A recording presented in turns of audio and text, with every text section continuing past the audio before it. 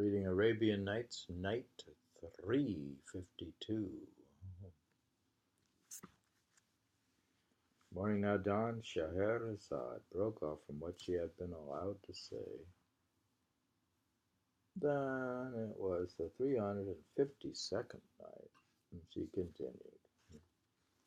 I have heard, O fortunate king, that the Wali gave the Baghdadi some money to help him to get back home. The man took this and went back. As it happened, it had been his own home that the Wali had described. And when the man dug beneath the fortune, he found a great treasure.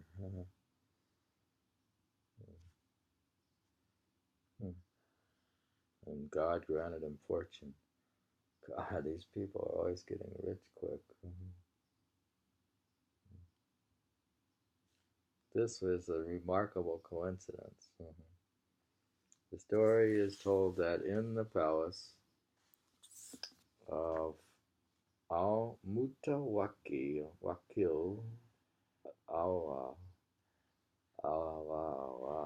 the commander of the faithful, there were 400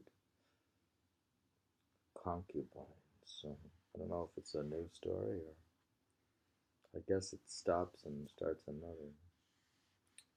400 concubines, 200 being roomies.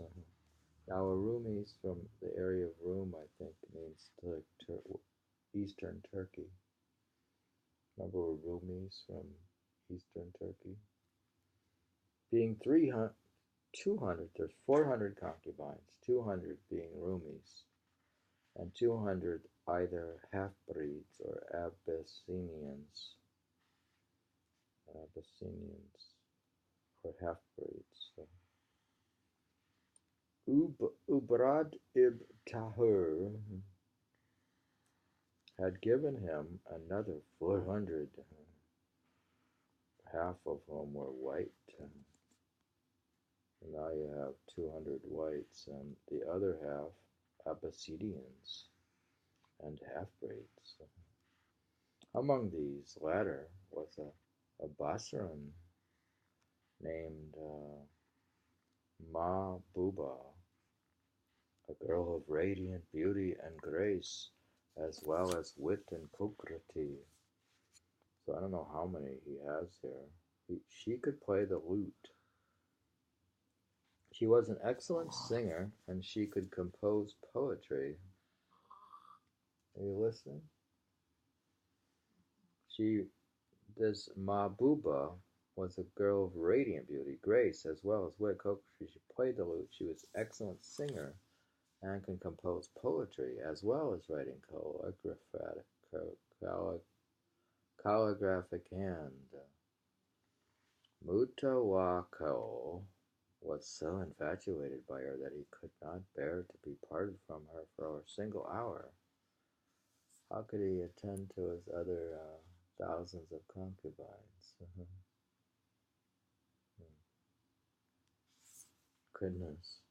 When she saw how fond he was of her, she grew proud and became ungrateful for his favors, causing him to leave her in anger and to give orders that no one in the palace shall speak to her.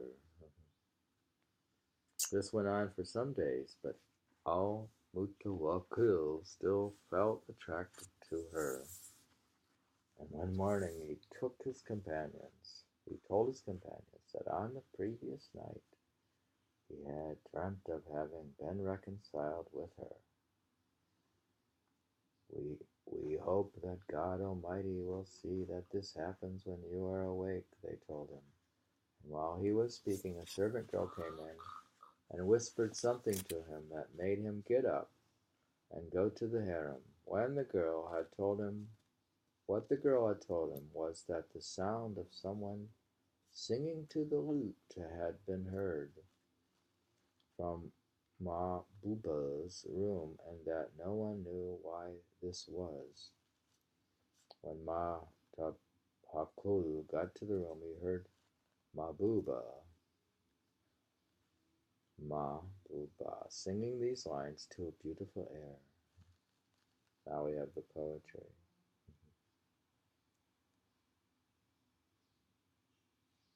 I wander through the palace, but see no one. I complain, but no one speaks to me. It is as though I am guilty of a sin, and no repentance now can rescue me. Will no one intercede for me with a king, who visited me in a dream and made his peace with me? But then when dawn had broken, he left me once again and broke our ties. Al-Mutawakkil was astonished to hear these lines and wondered at the strange coincidence that had led Mahbuba to have a dream that matched his own. He entered the room, and when she saw him, she jumped up before bending over his feet, kissing them and exclaiming, "Master, this is what I saw in a dream last night. And when I woke up, I composed these lines." Al-Mutawakkil told her that he had had the same dream, and they then embraced and made up, after which he stayed with her for 7 days and nights.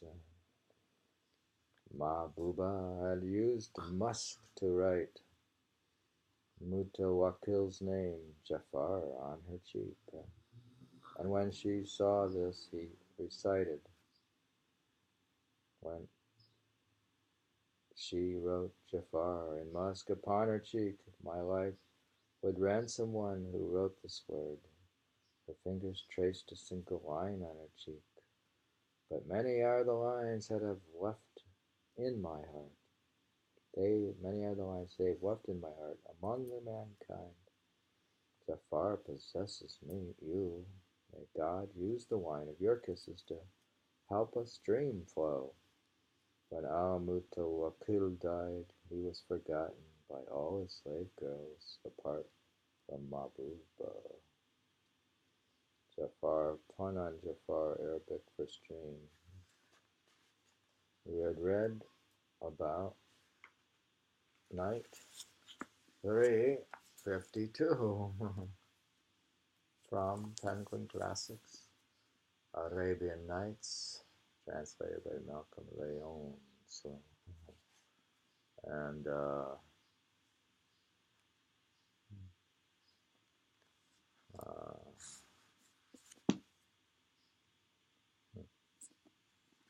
that's end of night 352.